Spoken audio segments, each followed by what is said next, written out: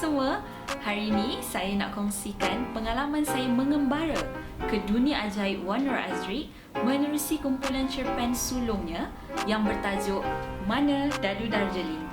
Kumpulan cerpen sulung Wan Nur Azri ini ada 27 cerpen kesemuanya dan untuk 27 cerpen ni dibahagikan kepada 6 bahagian dalam struktur permainan dam ular. Menarik kan? Jadi, ada 3 perkara yang saya nak highlight lah kenapa saya rasakan kumpulan cerpen sulung Wan Nur Azri ini adalah satu pengalaman membaca yang sangat menarik.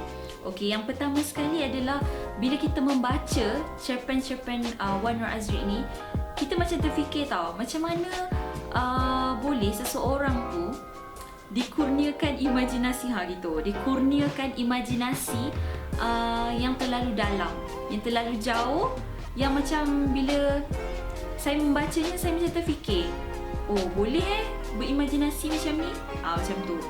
Dan yang kedua, saya rasakan menerusi kumpulan cerpen Wan Nur Azri ni ada beberapa perkara yang membuat saya perlu Google. Okey, contohnya, siapa tahu Kueka kat mana? Okey, bila dah Google, saya baru tahu Kueka tu adalah di selatan Amerika, dan ini menyebabkan macam pengalaman membaca yang berbeza. Contoh, kalau macam saya baca buku kan bahasa Inggeris, saya akan Google Translate ataupun mencari maknanya dalam bahasa Melayu yang mudah untuk saya faham lah.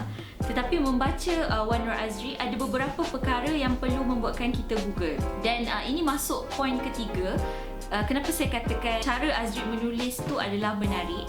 Kerana Azri telah macam buatkan realiti dengan bukan realiti tu dah tak ada garis pemisah.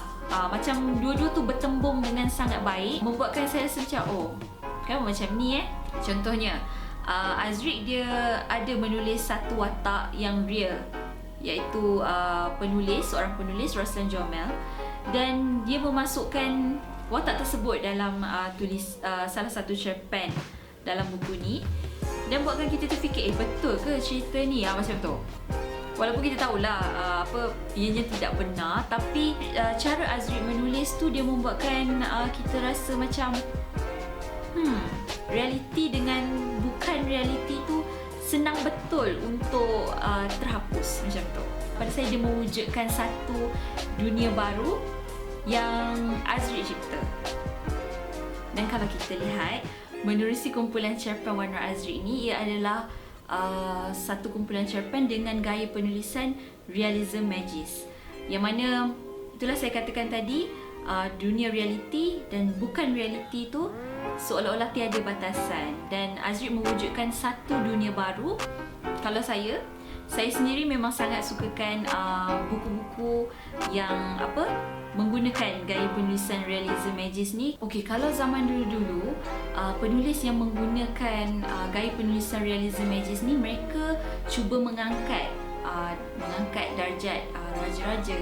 Tapi bila sekarang kita tengok ramai penulis menulis dengan gaya realism magis ni seolah-olah untuk lari daripada segala kacau bilau yang ada dalam dunia kita sekarang, dan mewujudkan sebuah dunia baru yang asing, yang buatkan kita rasa nak lari daripada semua masalah ini dan berpindah ke satu dunia baru, ataupun kita katakan dalam seperti cerpen ini adalah dunia ajaib.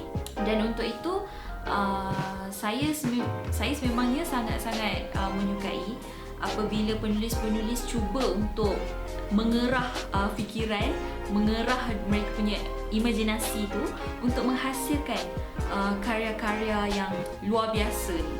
Okey, untuk itu saya boleh senaraikan dalam 27 cerpen ni sebenarnya banyak cerpen-cerpen yang saya suka, tapi antara top 5 yang saya sukakan adalah yang pertama, Amanah Profesor Rubing, yang kedua, Dunia di Dalam Dinding, yang ketiga, Dialog Orang Tua, yang keempat, Bibir T alias Taib, dan yang kelima adalah Merentas Alam Semesta.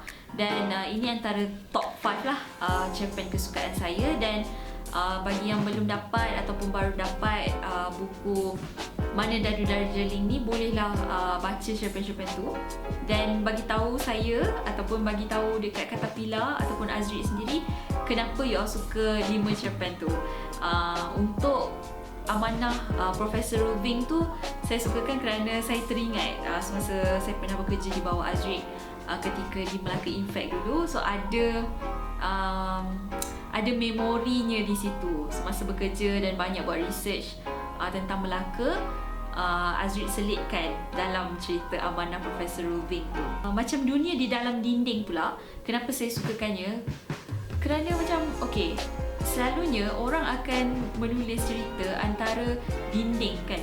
Maksudnya macam antara 4 dinding tu apa cerita di tengah-tengahnya. Tapi pelik kan untuk orang yang terfikir untuk menulis sebuah cerpen tentang dunia di dalam dinding.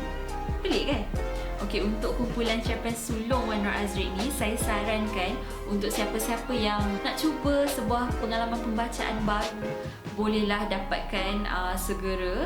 Sebab saya nak katakan yang saya rasa tak rugi untuk mereka yang nak cuba nak tengok macam mana seorang penulis tu dia mengerah akal fikiran dia untuk menulis cerita-cerita di dalamnya dengan imajinasi yang luar biasa. Saya rasakan memang tak rugi untuk korang semua dapatkan di Caterpillar Book ataupun Pungguk Agency. Terima kasih semua sebab sudi tengok macam perkongsian bacaan saya yang terakhir untuk tahun ni. Minta maaf saya tak konsisten sangat untuk buat BookTube, tapi insyaAllah tahun depan saya cuba sebaik mungkin untuk buat BookTube setiap bulan seperti yang dijanjikan. Saya kena cuba. Terima kasih. Bye.